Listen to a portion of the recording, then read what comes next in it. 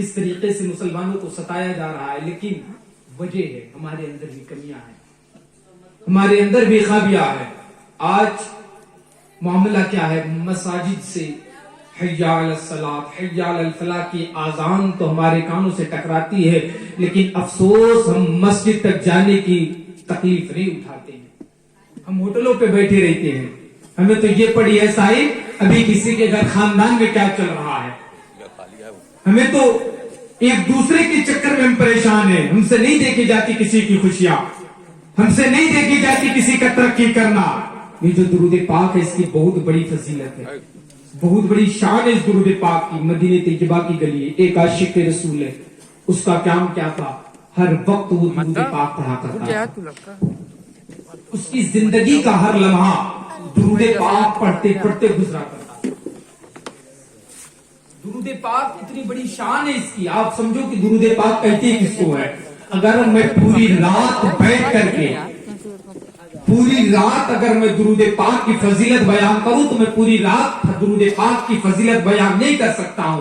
صرف میں ہی نہیں، کسی ماں نے ایسا مولوی زنا ہی نہیں ہے کہ جو درود پاک کی شان و شوکت کو بیان کر سکے۔ ایک چھوٹا سا رجوع آپ کو دکھاتا ہوں میں، درود پاک کتنی بڑی عظمت ہے، کتنی بڑی شان ہے درود پاک کی۔ مدینہ طیبہ کی گلی ہے، مدینے کا بازار ہے، ایک عاشق رسول ہے جس کا کام کیا ہے؟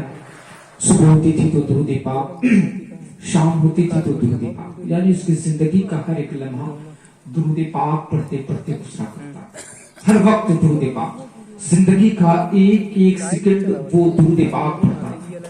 صلو علی الحبیب صلو علیہ صلاۃ و سلام علیک یا رسول اللہ صلی اللہ تعالی علیہ وسلم، ہر وقت وہ درود پاک پڑھتا۔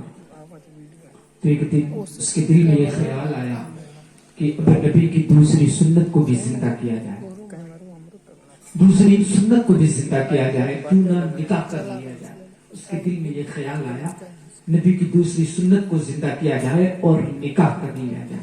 اس عاشق رسول نے نکاح کیا، دلہن گھر پر آئی، کچھ مہینے کے بعد اس کے خاندان کو اللہ کے فضل و کرم سے اللہ نے اس نوجوان کو، اس عاشق رسول کو ایک بیٹا عطا کر دیا۔ اپنے فضل و کرم سے رب نے اس کے خاندان کو ایک وارث دے دیا، اس کے خاندان میں ایک چراغ روشن کر دیا۔ پھر اس کے بعد جب اس کا بچہ تھوڑا بڑا ہوا تو اس کے گاؤں والے اسے پریشان کرنے لگے، اس کے گاؤں والے اسے ٹارچر کرنے لگے کہ یہ تیرا بیٹا نہیں ہو سکتا ہے، یہ تیرا خون نہیں ہو سکتا ہے، یہ تیرے خاندان کا چراغ نہیں ہو سکتا ہے، یہ تیرے خاندان کا چراغ نہیں ہو سکتا ہے۔ اس نے کہا تھا کہ لوگوں، مجھے اپنی بیوی پر پورا وشواس ہے، مجھے اپنی عورت پر پورا یقین ہے کہ وہ اپنا گلا تو کٹوا سکتی ہے لیکن اپنے دامن میں داغ نہیں لگوا سکتی ہے۔ ان لوگوں نے کہا تھا یہ تیرا بیٹا نہیں ہو سکتا ہے۔ اس نے کہا تھا اے لوگوں ایسا نہ کہو، یہ میرا ہی بیٹا ہے۔ تو گاؤں والوں نے کہا تھا اگر یہ تیرا بیٹا ہے تو اس کی شکل تجھ سے کیوں نہیں ملتی ہے؟ اگر واقعی میں یہ تیرا بیٹا ہے تو اس کی شکل تیری بیوی سے کیوں نہیں ملتی ہے؟ اگر یہ تیرا بیٹا ہے تو اس کی شکل تیرے باپ سے کیوں نہیں ملتی ہے؟ اس کی شکل تیرے ماں سے کیوں نہیں ملتی ہے؟ اس کی شکل تیرے بھائی سے کیوں نہیں ملتی ہے؟ اس کی شکل تیرے بھائی سے کیوں نہیں ملتی ہے؟ اگر یہ تیرا بیٹا ہوگا تو واقعی میں اس کی شکل تیرے خاندان کے کسی انسان سے ملتی، یہ تیرا بیٹا نہیں ہو سکتا کیونکہ اس کی شکل نہ تجھ سے ملتی ہے، نہ تیرے باپ سے ملتی ہے، نہ تیرے ماں سے ملتی ہے، نہ تیرے بھائی سے ملتی ہے، نہ تیری بیوی سے ملتی ہے۔ اس کی شکل تیرے خاندان کے کسی انسان سے نہیں ملتی